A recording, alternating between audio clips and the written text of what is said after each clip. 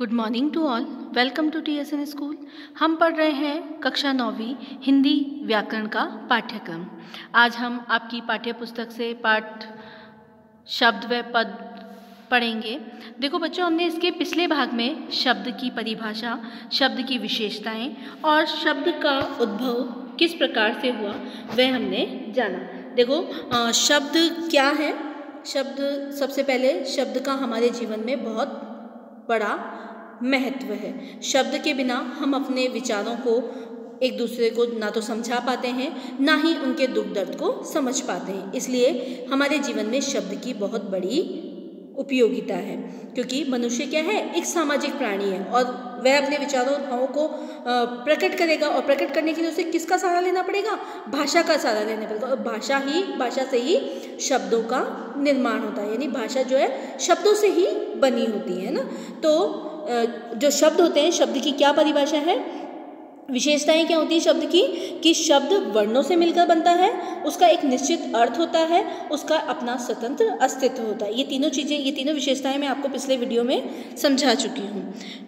इसके बाद हमने शब्द की परिभाषा देखी, शब्द के भेद, उसमें उत्पत्ति के आधार पर हमने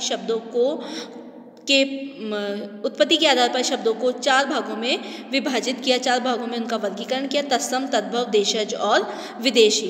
इसमें तत्सम शब्द जो हैं वो संस्कृत के शब्द होते हैं, वो ज्यों के त्यों हिंदी में प्रयुक्त कर लिए जाते हैं, वो तत्सम शब्द कहलाते हैं। उनके ध्वनि में कोई परिवर्तन नहीं होता है। उसी प्रकार तद्भव शब्द वो होते हैं जो परिवर्तित रूप में होते हैं, मतलब संस्कृत में कुछ और हिंदी में उनका जो रूप है वो परिवर्तित हो जाता है, ध्वनि में परिवर्तन हो जाता है, वे तद्भव शब्द कहलाते हैं। देशज शब्द वे होते हैं जो आम बोलचाल की भाषा में क्षेत्र विशेष के आधार पर बोले जाते हैं और वही क्षेत्र विशेष क्षेत्रीय प्रभाव के कारण हिंदी में आ जाते हैं, वो देशज शब्द कहलाते हैं। इसके बाद विदेशी शब्द वो हैं जो विदेशों से हमारी हिंदी भाषा में प्रयुक्त किए गए हैं और वे सभी शब्द अपने मूल रूप में ही हिंदी में प्रयुक्त किए गए। मतलब जैसे शब्द अंग्रेजी में बोले जाते हैं वैसे के वैसे शब्द उनको हिंदी में प्रयोग में लाया गया है। इसके आगे पढ़ते हैं अब हम व्युत्पत्ति या बनावट के आधार पर शब्दों का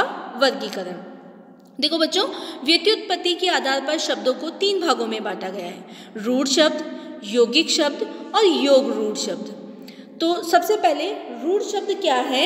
रूढ़ शब्द देखो, जो शब्द लंबे समय से किसी विशेष अर्थ के लिए प्रयोग होते आ रहे हैं तथा जिनका निर्माण किसी अन्य शब्द से नहीं हुआ है, वे रूढ़ शब्द कहलाते हैं। कौन से शब्द होते हैं? जो शब्द लंबे समय से किसी विशेष अर्थ के लिए प्रयोग होते आ रहे हों और जिनका निर्माण किसी अन्य शब्द से नहीं हुआ है, वे रूढ़ शब्द कहलाते हैं। रूढ़ शब्द के सार्थक खंड नहीं, मतलब उनके टुकड़े अगर हमें करना हो तो उनका कोई अर्थ नहीं निकलता है। रूढ़ शब्द कौन से होते हैं? जो लंबे समय से प्रयोग में आ रहे हो लेकिन उनका निर्माण किसी अन्य शब्द से नहीं हुआ है। क्लियर है ना? उनका निर्माण क्योंकि वो अपने आप में स्वतंत्र है और अगर हम उसके टुकड़े भी करें तो उनका कोई अर्थ नहीं निकलता, मतलब सार्थक खंड नहीं कर सकते उनके कोई टुकड़े करने पर उनका अर्थ। जैसे घर के अगर आप टुकड़े करोगे घ प्लस र, तो घ का कोई अर्थ नहीं है, एक वर्ण बन गया, शब्द नहीं बना, वर्ण बन गया, एक ध्वनि बन गई। र एक ध्वनि बन गई। बस, देश, वन, बहन, इन सब के टुकड़े करने पर इनका कोई अर्थ नहीं निकल रहा है। ये शब्द क्या कहलाएंगे? रूढ़ शब्द कहलाएंगे, जो किसी विशेष अर्थ के लिए प्रयोग होते हों और लंबे समय से प्रयोग में लाए जा रहे हैं। क्लियर है? अगला है यौगिक शब्द। यौगिक का शाब्दिक अर्थ है मेल से बना हुआ। योग मतलब जोड़। योग का अर्थ क्या होता है? जोड़। यौगिक शब्द मतलब जिन शब्दों को जोड़कर बनाया गया हो, यानी 2 या 2 से अधिक सार्थक शब्दों के शब्दांशों के योग से बनने वाले शब्द यौगिक शब्द कहलाते हैं। मतलब 2 शब्द जो सार्थक हो और उनको योग कर नया एक शब्द बनाया गया हो। जैसे पाठशाला, पाठ अलग एक शब्द है, शाला अलग एक शब्द है, इनको जोड़कर एक नए शब्द का, सार्थक शब्द का निर्माण किया गया है, पाठशाला। तो ये क्या कहलाया? यौगिक शब्द कहलाया। योग रूढ़ शब्द वे शब्द जो दो सार्थक शब्दों के योग से बने हों तथा किसी विशेष अर्थ को प्रकट करते हों, योग रूढ़ शब्द कहलाते हैं। तो जैसे श्वेतांबरा, पंकज, है ना, कौन से शब्द होते हैं? वे शब्द जो दो सार्थक शब्दों के योग से बने हों और किसी विशेष अर्थ का प्रकट, मतलब यौगिक शब्द का ही है, लेकिन क्या है कि दो शब्दों से मिला, लेकिन कोई एक शाब्दिक अर्थ निकलकर विशेष अर्थ का भी हमें बोध करा रहा हो। जैसे श्वेतांबरा यानी श्वेत, अंबर, सफ़ेद वस्त्रों वाली कौन होती है? सरस्वती माँ। पंकज, पंख प्लस जय, पंख का अर्थ होता है कीचड़ और जय मतलब जन्म लेने वाला, तो कीचड़ में उत्पन्न होने वाला कौन है? कमल, है ना। जय का अर्थ यहाँ पे जन्म लेने वाला, तो शब्द के खंड कर दिए, टुकड़े कर दिए, फिर भी इनका कोई दोनों का अलग अलग अर्थ निकल रहा है ना। पंख का अर्थ कीचड़ हो गया, जय का जन्म लेने यानी कीचड़ में उत्पन्न होने वाला विशेष अर्थ क्या निकला? कमल। तो ये क्या कहलाएंगे? योग रूढ़ शब्द। समझ में आया? रूढ़ शब्द जिनका कोई विशेष जो लंबे समय से किसी विशेष अर्थ के लिए प्रयोग किए जा रहे हो, लेकिन इनका निर्माण किसी अन्य शब्द से नहीं हुआ हो। जबकि यौगिक शब्द क्या होते हैं? जो दो या दो से अधिक सार्थक शब्दों के योग से बने हो, ये यौगिक शब्द कहलाते हैं। योग रूढ़ शब्द जो सार्थक शब्दों के योग से बने हैं लेकिन उनका कोई विशेष अर्थ भी प्रकट होता हो, वे योग रूढ़ शब्द कहलाते हैं। क्लियर है? अगला है आपका प्रयोग के आधार पर शब्दों का वर्गीकरण। प्रयोग के आधार पर शब्दों को भी 3 भागों में बांटा गया है: सामान्य शब्द, तकनीकी शब्द और अर्ध तकनीकी शब्द। सबसे पहले सामान्य शब्द। सामान्य शब्दावली के अंतर्गत वे शब्द आते हैं जो उस भाषा का व्यवहार करने वाले आम नागरिकों द्वारा प्रयोग किए जाते हैं, जैसे पानी, कमल, पुस्तक, मेला, घर, बगीचा, रेडियो, दुकान, मकान, फूल, कमल आदि। ये सारे सामान्य शब्द हैं जो आम बोलचाल की भाषा में प्रयुक्त होते हो। सामान्य शब्दावली है, ठीक है ना, क्योंकि हम लोग जो हैं अपनी अपनी भाषाओं में अनगिनत शब्दों से परिचित हैं। तो जो भी शब्द जिन शब्दों से हम परिचित हैं वे सामान्य शब्दावली के अंतर्गत है। उस भाषा का व्यवहार करने वाले हैं जो आम नागरिकों के प्रयोग, जैसे दाल, रोटी, चावल, सब्जी, कुर्सी, मेज, बहुत सारे ऐसे एग्जाम्पल हैं जो सामान्य शब्दों के अंतर्गत आते हैं, ठीक है ना। इसके बाद है तकनीकी शब्द। किसी विशेष शिक्षा, ज्ञान, शास्त्र, विद्या या व्यवसाय से संबंधित विशेष शब्द तकनीकी शब्दावली कहलाती है। ये शब्द एक निश्चित अर्थ को परिभाषित करते हैं, अतः इन शब्दों को परिभाषित शब्द भी कहा जाता है। किसी निश्चित विषय से संबंध रखने वाले इन शब्दों का प्रयोग शास्त्र, राजनीति, शासन, कार्यालय आदि में किया जाता है, जैसे विशेषण, संधि, समास, विधायक, अभियुक्त आदि। ये क्या है? तकनीकी शब्द हैं जो व्याकरण में व्याकरणिक विशेषताओं के कारण, जैसे हमने पढ़ा ना कि विशेष शब्द यानी तकनीकी शब्दावली, जिनको पहचान कर ऐसे शब्द जिनका निश्चित अर्थ से हम उनको परिभाषित कर सकते हैं, जैसे विशेषण जो संज्ञा और सर्वनाम की विशेषता बताते हो, विधायक मतलब जो राजनीति में सांसद पद पर हो, ठीक है, अभियुक्त यानी जो कानून का रखवाला हो, है ना। ये सारी चीज़ें तकनीकी शब्दों में आएंगी।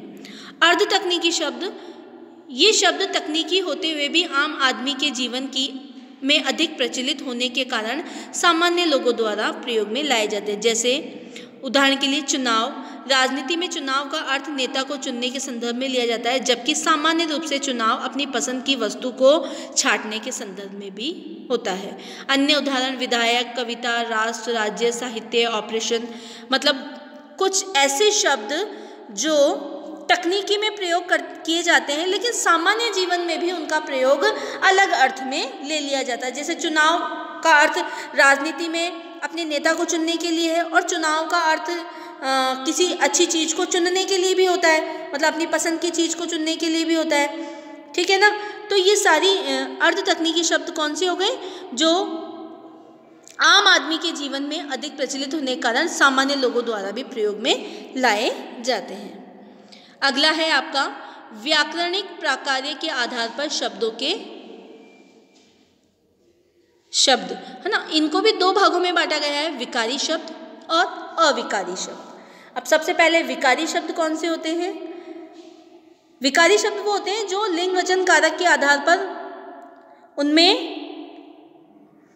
मतलब शब्द जो होते हैं वाक्य में प्रयुक्त होने पर जिन शब्दों में रूप में परिवर्तन हो जाता हो, है ना। लिंग वचन कारक के आधार पर भी उनमें ऐसा नहीं हो कि उनमें कोई परिवर्तन ना हो, उनमें लिंग वचन कारक के आधार पर जैसे अच्छा लड़का, अच्छी लड़की, अच्छे लड़के, ठीक है ना। लिंग वचन कारक के आधार पर उसमें मतलब चेंजेस हो गए हैं, जैसे लड़का है तो अच्छा, लड़की है तो अच्छी, लड़के यानी बहुवचन है तो अच्छे, है ना। इस तरह से जो शब्द मतलब वाक्य में प्रयुक्त होने पर जिन शब्दों के रूप में परिवर्तन हो जाता है वे विकारी शब्द कहलाते हैं। संज्ञा, सर्वनाम, विशेषण, क्रिया शब्द विकारी शब्द है ना। कौन कौन से शब्द विकारी शब्द हैं? संज्ञा, सर्वनाम, विशेषण और क्रिया शब्द, ये सारे विकारी शब्द हैं। वाक्य में प्रयोग होते समय ये अपना रूप बदल लेते हैं, जैसे बच्चा, बच्चे, बच्चों, है ना, और बच्ची। ये सारे क्या हैं? वाक्य में जब प्रयुक्त होते हैं तो अगर पुल्लिंग है तो मतलब एक वचन है तो बच्चा, बहुवचन है तो बच्चे, है ना, और स्त्रीलिंग है तो बच्ची, पुल्लिंग है तो बच्चा, ठीक है ना। इस तरह से इनका प्रयोग किया जाता है। हिंदी में विकारी शब्दों के निम्नलिखित 4 भेद हैं। पहले संज्ञा शब्द, दूसरा सर्वनाम शब्द, तीसरा विशेषण शब्द और चौथा क्रिया शब्द। मतलब ये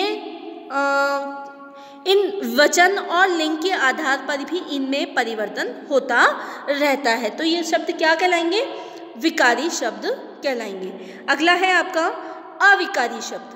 वाक्य में प्रयुक्त होने पर जिन शब्दों के रूप में परिवर्तन नहीं होता है वह अविकारी शब्द कहलाते हैं, ठीक है। जैसे इसमें क्रिया विशेषण, संबंध बोधक, समुच्चय बोधक, विस्मय आदि बोधक शब्द अविकारी शब्द हैं।